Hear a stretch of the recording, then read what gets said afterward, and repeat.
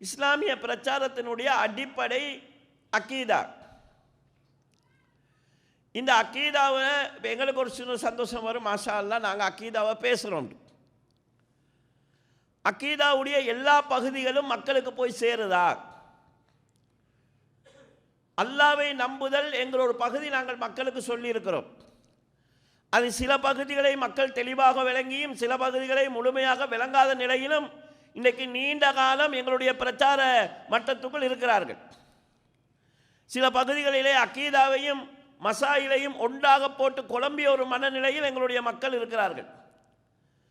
சில பகுதிகளிலே அக்கீதாவுடைய அடிப்படையான விஷயங்களையும் அதாவது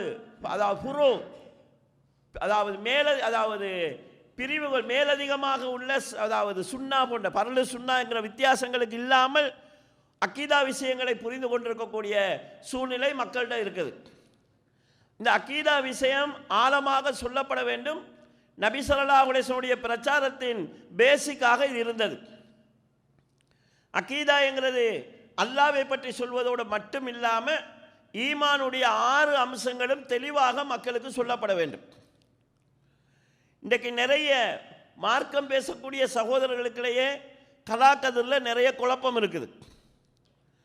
சில நேரங்களில் கலாக்கதிர் சம்பந்தமான ஏதாவது விஷயங்கள் வந்தால் ஃபேஸ்புக்கில் வரக்கூடிய எங்களுடைய சகோதரருடைய கமெண்ட்ஸுகளை பார்க்குற போது நிறைய கதரியாக்கள் ஜபரியாக்கள் எங்களுடைய சமுதாயத்தில் இன்னும் இருக்கிறாங்க.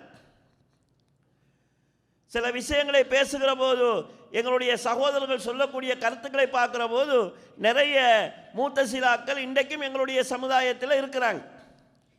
அவங்க மூத்தசிலா கொள்கையில் இருப்பது தெரியாமலே, அவங்க ஜபரியா கொள்கையில் இருக்கிறது தெரியாமலேயே, கதிரை மறுக்கக்கூடிய மனநிலையில் இருக்கிறோம் என்கிறது புரியாமலே அந்த நிலையில் இருக்கிறாங்க. இது பொதுமக்களுடைய குற்றம் கிடையாது. இந்த விஷயமெல்லாம் மக்களுக்கு பேச தேவையில்லைன்னு சொல்லாமல் விட்டதுனால மக்கள் அவங்களுடைய இயல்பாக அவங்களோட மண்டையில் ஏறிய சிந்தனைக்கு ஏற்ப சில விஷயங்களை யோசிக்கிறாங்க. அப்போ அக்கீதாவில் அதாவது இஸ்லாமிய பிரச்சாரத்தில் பெரும்பாலானவர்கள் அக்கீதாங்கிற ஒரு விஷயத்தை போதிய அளவு கண்டுகொள்ளாத ஒரு நிலை இருப்பதை நாங்கள் பார்க்கலாம்.